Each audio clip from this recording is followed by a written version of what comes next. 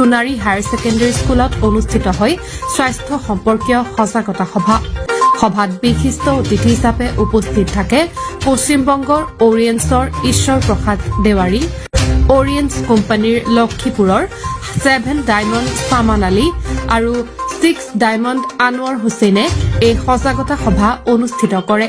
আজিৰ সজাগতা সভাত মূলতঃ চেন্নাইৰ কোম্পানী অৰিয়েণ্টছে কেনেদৰে মানুহৰ শৰীৰ নিৰোগী কৰি ৰাখে, ৰোগীয়া লোকৰ শৰীৰত এই ঔষধে কেনেদৰে কাম কৰে বা এই ছাপ্লিমেণ্টে কেনেদৰে কাম কৰে, কেনেদৰে গ্ৰহণযোগ্য এই সকলোখিনিৰ বিষয়ে ৰাইজক সজাগ কৰে আৰু বিশদভাৱে বৰ্ণনা কৰে।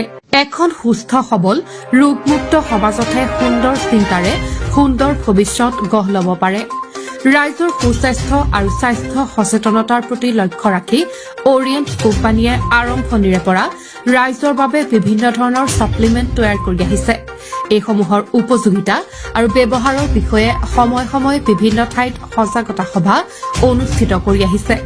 আজিৰ সজাগতা সভাত মেঘালয়ৰ নেহু ইউনিভাৰ্চিটিৰ অধ্যাপক জয়নাল উদ্দিন আহমেদ, গুৱাহাটীৰ ডায়মণ্ড ডিৰেক্টৰ উপেন্দ্ৰ গুপ্তা আৰু বহুকেইজন বিশিষ্ট ব্যক্তি। সভাত সোণাৰী অঞ্চলৰ ভালেসংখ্যক ৰাইজে অংশগ্ৰহণ কৰে। লক্ষীপুৰৰ কাৰাঘাট হুছেইন ষ্টৰত উপলব্ধ অৰিয়েণ্টছ কোম্পানীৰ সকলো ছাপ্লিমেণ্ট সামান আলী আৰু আনোৱাৰ হুছেইনক যোগাযোগ কৰি সকলো ৰাইজে ছাপ্লিমেণ্টসমূহ ক্ৰয় কৰিব পাৰিব। তাৰ বাবে প্ৰকাশ কৰা হৈছে যোগাযোগ নম্বৰ 8638538031 আৰু 7002451365। वेस्ट बंगाल से आया सोनारी में और हम लोग ने हेल्थ अवेयरनेस प्रोग्राम किया और यहाँ पे तकरीबन 100-150 लोगों ने हेल्थ के बारे में अच्छा समझा। हमारे पास बहुत अच्छा प्रोडक्ट है हेल्थ एंड वेलनेस का, आयुर्वेदा सिद्धा यूनानी का। अगर इसी तरह हम गांव-गांव में हेल्थ अवेयरनेस प्रोग्राम करते जाएंगे तो स्वस्थ भारत बनाने में टाइम नहीं लगेगा। मैं सभी को ये प्रोग्राम सुनने के लिए अटेंड करने के लिए रिक्वेस्ट करना चाहूँगा।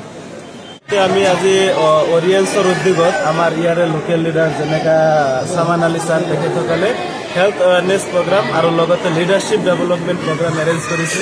তো ইয়াত আমি আহি পেলাই ফাৰ্ষ্ট অফ অলটো আমি হেল্থৰ বিষয়ে ইয়াত আলোচনা হয়, কেনেকৈ মানুহৰ আজিৰ যুগত দৈনন্দিন খাদ্যৰ ওপৰত মানুহৰ বেমাৰ হৈ আছে, সেই কথাখিনি আমাৰ মানুহখিনিৰ মাজত যেতিয়া আমি আলোচনা কৰিম বা এৱাৰনেছ দিম তো বেমাৰে নহ'ব, কেনেকৈ বেমাৰ হয় সেই বস্তুটো যদি আমি বুজাব বিচাৰোঁ, আজি খাদ্যৰ পৰা কেনেকৈ বেমাৰ হৈ আছে, তো এইখিনি এৱাৰনেছ আমি দিলে বেমাৰে নহ'ব। তো অৰিয়েণ্টছ গ্ল'বেল মাৰ্কেটিং প্ৰাইভেট লিমিটেড এইটো চেন্নাই বেছ এটা নিউট্ৰাচিউটিকেল কোম্পানী হয়। নিউট্ৰিশ্যনৰ পৰা ইয়াৰ প্ৰডাক্ট বনোৱা হয়, অৰ্গেন বেছ প্ৰডাক্ট। তো ই খালে কি হয়, অৰ্গেন মজবুত হয়। তো এই কথাখিনি আমি মানুহক বুজাব চেষ্টা কৰি আছোঁ। গোটেই অসমতে আমি এনেকৈ স্কুল কলেজে হেল্থ এৱাৰনেছ প্ৰগ্ৰাম কৰি আছোঁ। লগতে আমাৰ অৰিয়েণ্টছৰ লগত যিহেতু নিবনুৱা সমস্যাও দূৰ কৰাৰ এটা ৰাস্তা আছে, তো আমাৰ যিখিনি ইয়াত কাম কৰি আছে আৰ্থিক পাবৰ কাৰণে তেখেতসকলৰ লগতো আমি ভালকৈ আলোচনা কৰি কেনেকৈ আমি ৰাইজৰ মাজত ধুনীয়াকৈ এইটো আয়ুৰ্বেদা সিদ্ধা ইউনানী এইটো আমি বিয়পাই দিব পাৰোঁ, সেই বিষয়ে আমি লিডাৰশ্বিপ অলপ ডেভেলপমেণ্টৰ ক্ষেত্ৰতো অলপ আলোচনা কৰোঁ।